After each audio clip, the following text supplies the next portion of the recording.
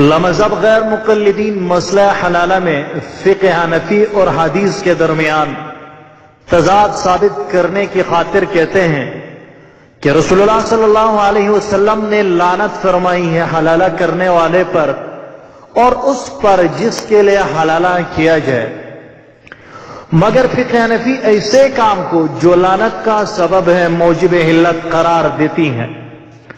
دوسری ایک نازیبا بات، غیر مقلدین یہ بھی کہہ دیتے ہیں کہ احناف نے اپنے اپنے مدارس میں حلالہ کے نام سے باقاعدہ مراکز اور سینٹرز بنا کے رکھے ہیں، پس جس بھی حنفی نے بیوی کو 3 طلاقیں دے دی تو وہ حنفی مدارس کی طرف رجوع کرتے ہیں۔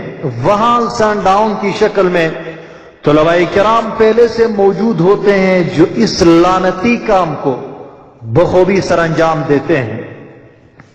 جواب ہم سب سے پہلے حلالہ کی 2 قسمیں، پھر مشروط حلالہ کے متعلق فقہاء احناف کا فیصلہ، اور آخر میں غیر مقلدین کے ایک شبہے کا جواب ذکر کریں گے۔ یاد رکھیں حلالہ کی 2 قسمیں ہیں۔ نمبر 1 غیر مشروط حلالہ، یعنی کسی نے بیوی کو 3 طلاقیں دے ڈالی، پھر اس عورت نے کسی دوسرے سے بغیر کسی شرط لگائے ہوئے نکاح کر لی، اس دوسرے خاوند نے اپنی مرضی سے اس کو 3 طلاقیں دے دی، تو اب یہ عورت پہلے خاوند کے لیے نکاح شرعی کے ساتھ حلال ہے، بس اسی کو غیر مشروط حلالہ کہا جاتا ہے۔ اور یہ پہلی قسم یعنی غیر مشروط حلالہ قرآن مجید سے بھی ثابت ہے۔ اللہ تعالیٰ فرماتے ہیں فَإِن طَلَّقَهَا فَلَا تَحِلُّ لَهُ مِن بَعْدُ حَتَّى تَنكِحَ زَوْجًا غَيْرَهُ فَإِن طَلَّقَهَا فَلَا جُنَاحَ عَلَيْهِمَا أَن يَتَرَاجَعَا إِن ظَنَّا أَن يُقِيمَا حُدُودَ اللَّهِ وَتِلْكَ حُدُودُ اللَّهِ يُبَيِّنُهَا لِقَوْمٍ يَعْلَمُونَ۔ پارہ نمبر 2 سورۃ بقرہ آیات 230۔ یعنی اگر کسی آدمی نے اپنی بیوی کو طلاق دے دی 3 مرتبہ تو پھر اس کے لیے یہ عورت حلال نہیں ہے یہاں تک کہ وہ اس کے علاوہ کسی دوسرے خاوند کے ساتھ نکاح نہ کرے۔ پھر اگر اس نے بھی طلاق دے دی تو کوئی گناہ نہیں اس سابقہ شوہر اور اس عورت پر کہ دوبارہ بذریعہ نکاح کے رجوع کرے۔ دیکھیں اس غیر مشروط حلالے کو قرآن مجید بھی ذکر کرتے ہیں۔ یاد رہے اس غیر مشروط حلالے کو ہم اہل السنت والجماعت والے بھی مانتے ہیں اور لامذہب غیر مقلدین بھی اس کو مانتے ہیں۔ یہ بالاتفاق جائز صورت ہے۔ حلالہ کی دوسری قسم مشروط حلالہ ہے، یعنی کسی نے اپنی بیوی کو 3 طلاقیں دے دی، پھر کسی دوسرے سے روز 2 کے لیے اس شرط پہ نکاح کرایا کہ تم نے اس کو 1-2 دن بعد طلاق دینا ہے تاکہ میرے لیے حلال ہو جائے، میں دوبارہ اس سے نکاح کر سکوں۔ اس مشروط حلالے کو ہمارے احناف نے بھی لعنتی اور مکروہ کام کہا ہے، اور اسی مشروط حلالے کو حدیث پاک میں لعنتی کام کہا گیا ہے۔ غیر مقلدین اس مشروط حلالے کو حنفی مذہب قرار دے رہے ہیں، جو کہ سراسر فقہ حنفی پر بہتان اور الزام ہے۔ آتے ہیں مشروط حلالہ کے متعلق فقہاء احناف کے فیصلے کی طرف۔ صاحب ہدایت لکھتے ہیں وَإِذَا تَزَوَّجَهَا بِشَرْطِ التَّحْلِيلِ فَالنِّكَاحُ مَكْرُوهٌ كَقَوْلِ عَلَيْهِ السَّلَامُ لعن اللہ المحلل والمحلل لہ، ہدایت جلد نمبر 1 صفحہ 376۔ یعنی جب کسی عورت سے اس شرط کے ساتھ نکاح کیا جائے کہ وہ پہلے خاوند کے لیے اس کو حلال کر دے گا تو یہ نکاح مکروہ ہے، اس لیے کہ نبی کریم صلی اللہ علیہ وسلم کا فرمان ہے کہ حلال کرنے والے اور جس کے لیے اس عورت کو حلال کیا گیا دونوں پر اللہ تعالیٰ نے لعنت فرمائی ہے۔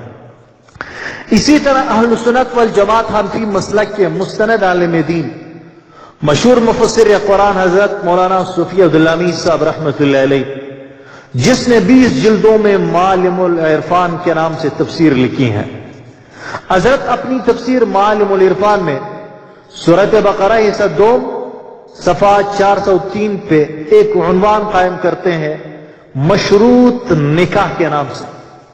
اس کے بعد لکھتے ہیں کہ اس وقت مروجہ حلالہ کی جو صورت ہے وہ کبیرہ گناہ کا ارتکاب ہے.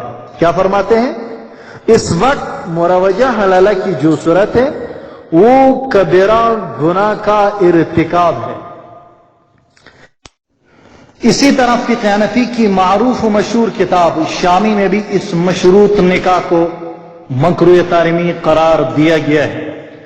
فرماتے ہیں وَكُرِهَ التَّزَوُّجُ الثَّانِي تَحْرِيمًا لِحَدِيثِ لَعَنَ اللَّهُ الْمُحَلِّلَ وَالْمُحَلَّلَ لَهُ كَتَزَوَّجْتُكِ عَلَىٰ أَنْ أُحَلِّلَكِ وَإِنْ حَلَّتْ لِلْأَوَّلِ لِصِحَّةِ النِّكَاحِ وَبُطْلَانِ الشَّرْطِ فَلَا يُجْبَرُ عَلَى الطَّلَاقِ.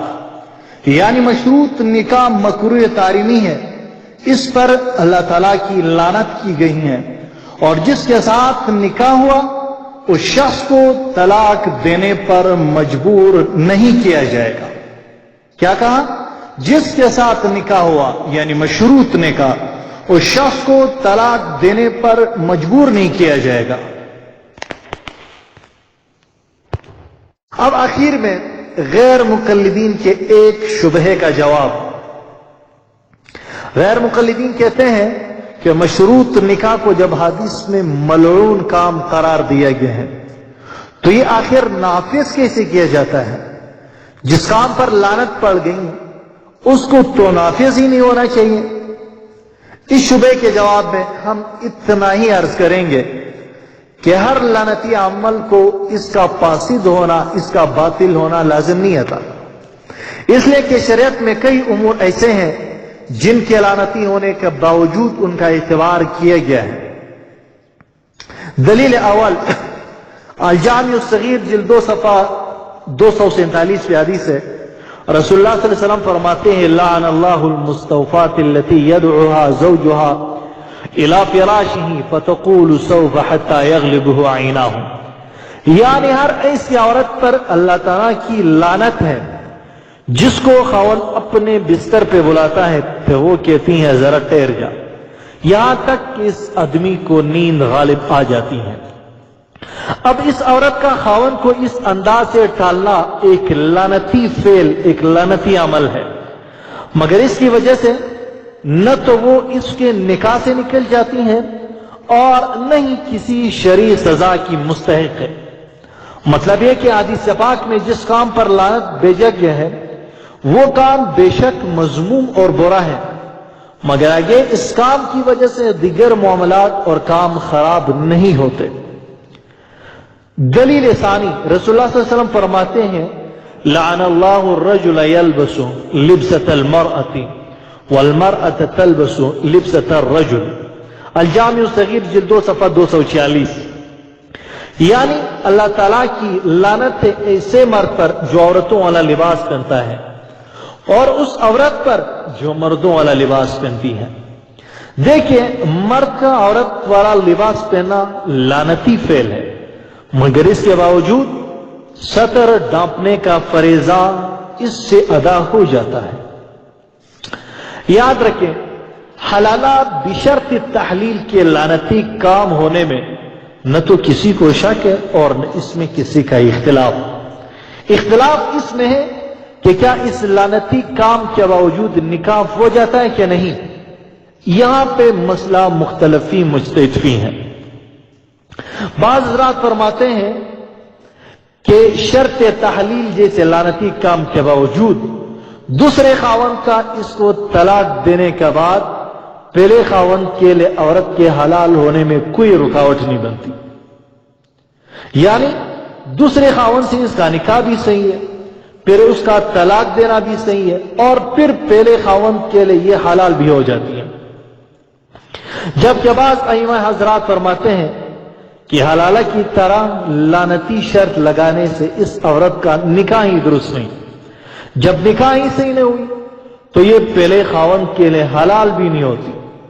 مسئلہ تو مختلفی ہے، اس بارے میں نبی کریم صلی اللہ علیہ وسلم سے کسی قسم کی صراحت موجود نہیں.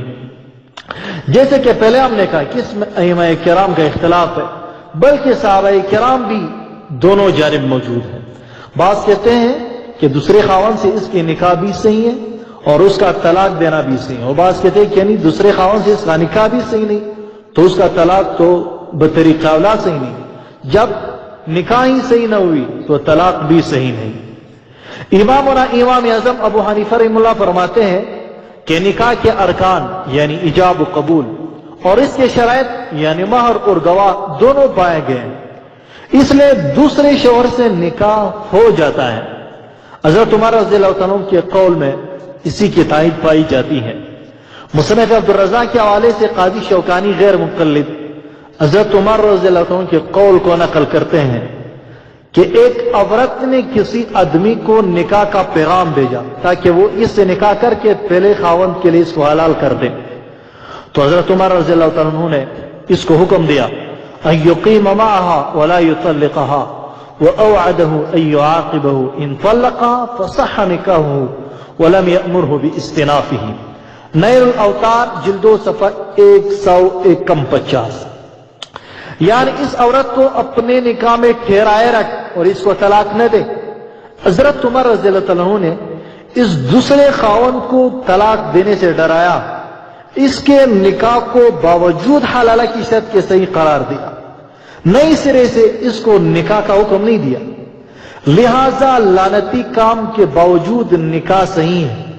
यही हज़रत उमर रज़ियल्लाहु अन्हु का फैसला है और अहनाफ का फैसला भी इस बाब में हज़रत उमर फारूक रज़ियल्लाहु अन्हु के फैसले के मुताबिक है। मजीद ये कि इसके खिलाफ कोई सरी और वाज़े इससे ऊपर की दलील भी मौजूद नहीं। बाकी रहा गैर मुक़ल्लिदीन का ये एतराज कि जब हलाला को मकरूह कहा गया है तो फिर इसका एतबार करके दूसरे खावन के साथ निकाह और फिर पहले खावन के लिए इसका हलाल होना क्यों करार दिया जाता है?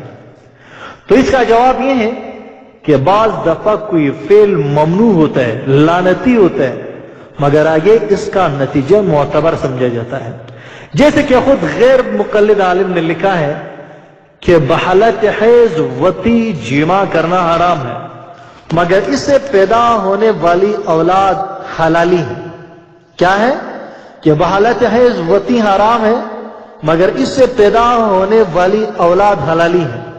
देखिए फतावा एल हदीस जिल्द 3 सफ़ा 73। इसी तरह हनाफ कहते हैं कि हलाला मकरूह है मगर इसके नतीजे में दी गई तलाक का एतबार करके इस औरत को पहले खावन के साथ निकाह जायज होगा। क्या कि इस तरह हनाफ क्या कहते हैं कि हलाला मकरूह है मगर इसके नतीजे में दी गई तलाक का एतबार करके इस औरत का पहले खावन के साथ निकाह जायज होगा। मकाम शुक्र है कि हनाफ शरी हलाला के कायल है, यानी 3 तलाकों के बाद औरत दूसरे शोहर से निकाह करती है, फिर बगैर हलाला की शर्त लगाए हुए अगर दूसरा खावन अपनी मर्जी से तलाक देता है तो हनाफ कहते कि औरत पहले खावन से अब दोबारा निकाह कर सकती हैं। इनका आपस में ताल्लुकात इस्तवार करना सही जायज और हलाल है। इसीलिए गैर मुक़ल्लिदीन और हम सब इसको हलाला ही कहते हैं, न कि हरामा। इसके बरक्स गैर मुक़ल्लिदीन का नजरिया यह है कि एक ही मजलिस में दी गई 3 तलाक़ें 3 नहीं बल्कि 1 है, तो वो औरत जो 3 तलाकों के बाद बिल्कुल पहले खावन पर हराम होती हैं, आज पे दस्तूर हराम होने के बावजूद वो पहले खावन के साथ ही रहती हैं, जो कि यकीनन हरामा ही कहलाएगा, क्योंकि 3 तलाकों के बाद बीवी के साथ रहना ऐसा है जैसे कि अजनबी औरत के साथ रहना। लिहाजा अहनाफ शरी हलाला के कायल है और गैर मुक़ल्लिदीन हरामा ही के कायल व फाइल है। बस पसंद अपनी अपनी। अल्लाह ताला हमें फहम दीन अता फरमाए। व आखिर दावाना अनिल हम्दुलिल्लाहि रब्बिल आलमीन।